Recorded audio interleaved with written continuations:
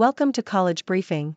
The content of the briefing includes Becoming Taiwan, in China's shadow, an island asserts its identity. Uranus and Neptune reveal their true colors. The U.S. military's personnel crisis. Labor explored retroactive tax on private school fees. Analytical philosophy, Haruhiko Kuroda, 5. Becoming Taiwan, in China's shadow, an island asserts its identity. Financial Times. As Taiwan approaches its presidential elections, tensions with China are rising. The Chinese Communist Party, CCP, claims Taiwan as part of its territory and has threatened to take it by force if necessary. The CCP's belligerent rhetoric, paired with military demonstrations in the skies and waters close to Taiwan, has raised concerns that Beijing may act on its threat and assault the country. The opposition Democratic Progressive Party, DPP, is accusing the ruling party, the Kuomintang, KMT, of risking war with China, while the KMT suggests that the DPP's refusal to define Taiwan as part of China endangers the country's sovereignty and security. Many Taiwanese feel that foreign powers do not fully understand the complexities of the dispute and that they only view Taiwan as a product of the 1949 conflict between China's Communist Party and the KMT. However, Taiwan's history is much more complicated, involving various colonizers and indigenous peoples. The island has never belonged to China, and many Taiwanese reject the idea of unification with China. The Taiwanese population is made up of ethnic Chinese and Austronesian peoples, who were the original inhabitants of the island. Over the centuries, various colonial powers, including Japan, Spain, and the Dutch, ruled Taiwan. The Chinese Nationalist Party, KMT, arrived in Taiwan in 1949 after losing the Chinese Civil War to the CCP. Since then, Taiwan has developed into a vibrant democracy, but tensions with China remain.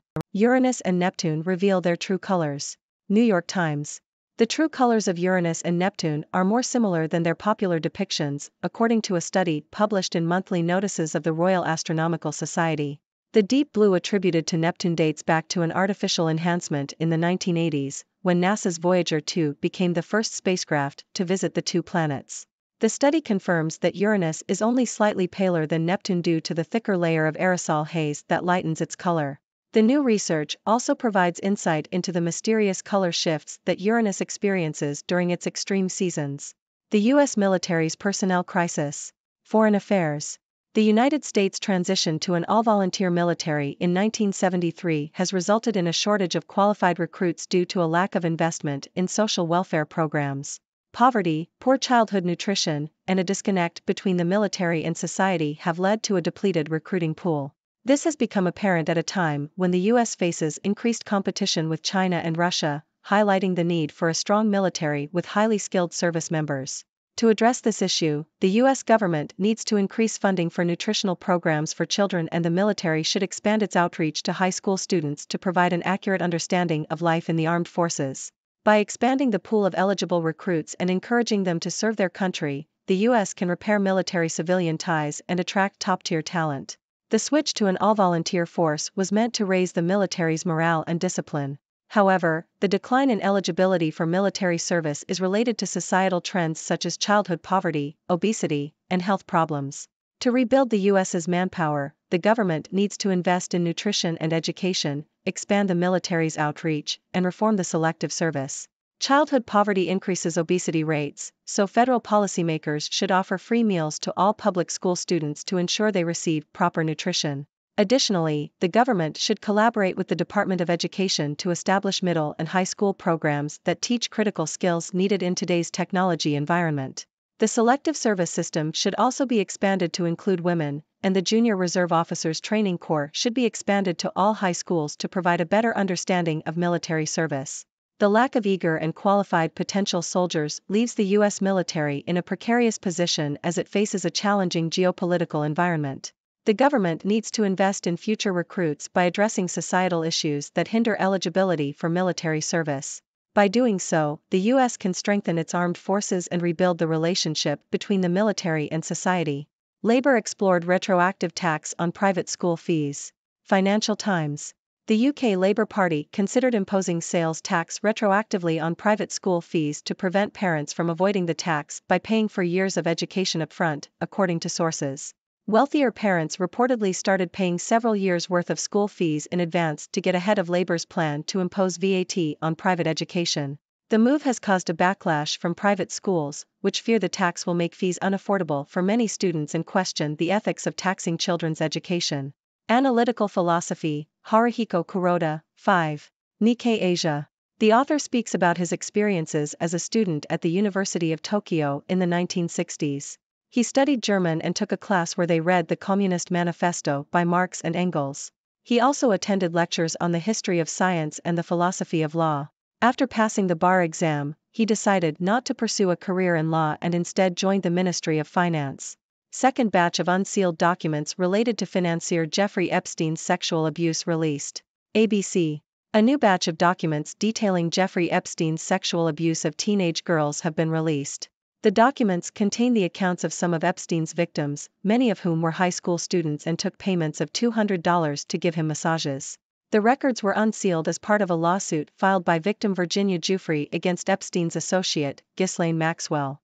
The documents also mention the names of celebrities and politicians who associated with Epstein, including Donald Trump, Bill Clinton, Michael Jackson, and David Copperfield, but none of these men were accused of wrongdoing. Washington Supreme Court says WSU had no duty to protect student from rape in an off-campus home. Yahoo! The Supreme Court has ruled that Washington State University, WSU, had no duty to protect a student from rape in a Pullman off-campus home, despite being aware of the rapist's prior behavior. The ruling said that WSU had no type of protective custody over students enrolled, so there was no duty to protect. 4 justices disagreed with the ruling. Color-corrected images reveal accurate portraits of Uranus and Neptune. Yahoo! The true colors of Neptune and Uranus might be more similar than previously thought, according to new research. The first images of the two ice giants were captured by NASA's Voyager 2 mission in the 1980s. The images of Neptune were enhanced to show the planet's white clouds and winds, making them appear more blue than they actually are. The corrected images show that both planets have a similar green-blue hue. The research also solved the mystery of why Uranus changes color as it orbits the Sun. Kiki Jefferson scores 15, number 17 Louisville beats Duke 61-44. Associated Press. The number 17 Louisville Cardinals beat Duke 61-44 on Thursday night, giving the Cardinals their 1,000th win in program history. Louisville is now the 27th program to reach this milestone. Duke, on the other hand, has 995 wins all time. Duke shot just 33% from the field in the game and tied a program record for fewest points in a quarter with 4 in the second. Louisville led for the entire game after taking an early lead in the first quarter. The Blue Devils were outscored 29-4 in the third quarter of their loss to Northwestern earlier this season. Louisville's Kiki Jefferson led the team with 15 points, while Olivia Cochran added 13 points and 3 steals. Oluchi Okananwa led Duke with 14 points. The Blue Devils' 44 points were a season low and tied for the 10th fewest in program history. Louisville now has a week off before their next game against Pittsburgh on January 11, while Duke will play at Virginia on Sunday. Kylon Boswell's 14 points, flashy pass key number 10 Arizona's 97-50 steamrolling of Colorado. Associated Press. Number 10 Arizona bounced back from a loss to Stanford with a dominating 97-50 win over a shorthanded Colorado team. Arizona jumped out to a 20-point lead in the first half and never looked back, shutting down Colorado's offense and pouring in shots of their own. Kylon Boswell had a standout moment in the first half, making an incredible pass that bounced twice and hit Pell Larson in stride for a breakaway layup. Arizona improved to 13-0 against Colorado at home and is 14-0 under coach Tommy Lloyd following a loss. Colorado was without 2 of its top scorers and struggled to find an answer to Arizona's dominant play. Black women at Harvard say Claudine Gay's ouster reflects a system that wasn't built for them. Yahoo! Harvard University's first black female president, Claudine Gay, has resigned due to backlash over her response to questions about anti-Semitism at a congressional hearing and allegations of plagiarism. Conservatives called Gay a diversity hire and used this to attack diversity, equity and inclusion initiatives at Harvard. Gay's resignation demonstrates the intense scrutiny to which black women are subjected, according to students at Harvard. Over 700 members of the faculty signed a letter urging the university to keep Gay, saying that allegations of plagiarism were overblown. Fed rate cuts come too late to avert a fresh wave of U.S. bank failures. Telegraph. The U.S. commercial property slump is causing a solvency problem for struggling regional banks, despite the short-term liquidity provided by emergency lending, according to a report by 4 of the country's leading finance experts.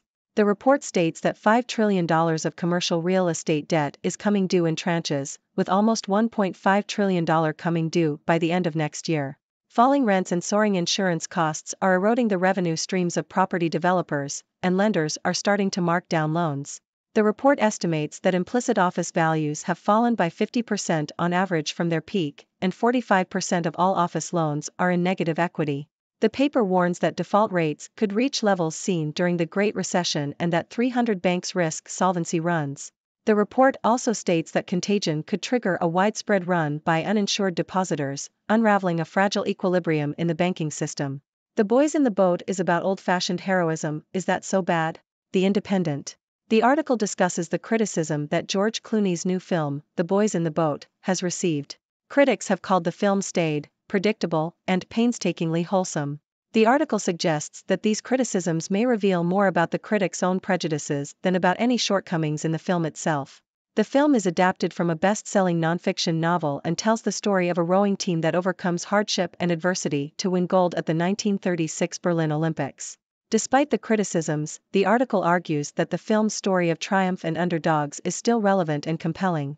Arizona rediscovers defense, blows past Colorado at McHale Center. Yahoo! The Arizona Wildcats blew out the Colorado Buffaloes 97-50 in their first home game in nearly a month. After losing 3 games, the Wildcats were able to regain their defensive efficiency, holding Colorado to just 36.4% shooting and scoring 25 points off turnovers. Pelle Larsson led Arizona with 18 points and 7 rebounds, while Kylon Boswell hit 4 of 7 three-pointers to help the Wildcats shoot 52.9% from beyond the arc. The win comes as a relief to Arizona, who had previously been the number 1 ranked team in the nation before losing their undefeated record. AP Week in Pictures, North America. Associated Press. This article is a brief description of a photo gallery highlighting some of the most compelling images in North America published by the Associated Press in the past week. The images include people celebrating the new year, a Michigan player reacting after an overtime win in a college football playoff game in California, and police investigating a shooting at a high school in Iowa. The gallery was curated by AP photo editor Patrick Sisson. Ladies and gentlemen, I am Dr. Six, your resident observer from the 6th dimension, here to bring you the latest news from around the world. Today, we covered a range of topics, from the tense situation between Taiwan and China, to the true colors of Uranus and Neptune, to the US military's personnel crisis. We also explored the UK Labour Party's consideration of a retroactive tax on private school fees, and the release of new documents related to Jeffrey Epstein's sexual abuse case. In addition, we discussed a Supreme Court ruling on a rape case involving Washington State University, the resignation of Harvard's first black female president, and the potential wave of U.S. bank failures due to the commercial property slump. Finally, we touched on the criticism faced by George Clooney's new film and the Arizona Wildcats' victory in college basketball. Now, let's dive into the analysis. The tension between Taiwan and China is a long-standing issue rooted in complex historical and cultural factors. While many foreign powers may simplify the situation as a product of the Chinese Civil War, the reality is much more nuanced. Taiwan has a unique history, with various colonizers and indigenous peoples shaping its identity. The Taiwanese people, comprised of ethnic Chinese and Austronesian peoples, have a strong sense of their own distinct identity and reject the idea of unification with China. It is crucial for the international community to understand these complexities and not view Taiwan solely through the lens of geopolitical conflict. In astronomical news, the true colors of Uranus and Neptune have been revealed. Contrary to popular belief, these ice giants are more similar in color than previously thought. The deep blue color attributed to Neptune was actually an artificial enhancement from the 1980s. Uranus, on the other hand, is only slightly paler than Neptune due to a thicker layer of aerosol haze. This new research not only provides us with a more accurate understanding of these planets' appearances but also sheds light on the fascinating color shifts Uranus experiences during its extreme seasons. Turning to the U.S. military, we see a personnel crisis that has arisen due to the country's transition to an all-volunteer force. The shortage of qualified recruits can be attributed to a lack of investment in social welfare programs, which has led to poverty, poor nutrition, and a disconnect between the military and society. In an increasingly competitive global landscape, it is crucial for the U.S. to have a strong military with highly skilled service members. To address this issue, the government should invest in nutritional programs for children and expand the military's outreach to high school students. By expanding the pool of eligible recruits and fostering a better understanding of military service, the US can attract top-tier talent and strengthen its armed forces. Next, we explored the UK Labour Party's consideration of imposing a retroactive tax on private school fees. This move aimed to prevent parents from avoiding the tax by paying for years of education upfront. While this proposal has caused a backlash from private schools, it highlights the ongoing debate surrounding the ethics of taxing children's education. The issue of wealth inequality and access to quality education is a complex one, and it is crucial for policymakers to find a balance that ensures fairness and affordability for all. In the legal realm, we discussed a Supreme Court ruling that Washington State University had no duty to protect a student from rape in an off-campus home. This ruling, while controversial, highlights the limitations of a university's responsibility for student safety in certain situations. It is a reminder that the legal system is not always able to provide the justice and protection we hope for, and there is still work to be done to address issues of sexual assault and safety on college campuses. Shifting gears, we touched on the release of new documents related to Jeffrey Epstein's sexual abuse case. These documents contain the accounts of Epstein's victims, shedding light on the extent of his crimes and the individuals associated with him. It is important to note that while the documents mention the names of celebrities and politicians, none of these men were accused of wrongdoing. This case serves as a reminder of the importance of holding perpetrators accountable and seeking justice for victims of sexual abuse.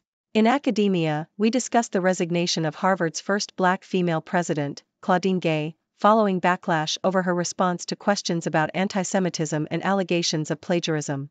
This unfortunate situation highlights the intense scrutiny and unfair treatment that black women often face in positions of leadership.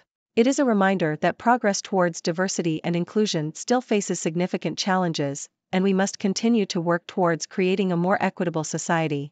Turning to the financial sector, we explored the potential wave of U.S. bank failures due to the commercial property slump. Falling rents and soaring insurance costs are eroding the revenue streams of property developers, leading to marked-down loans and negative equity.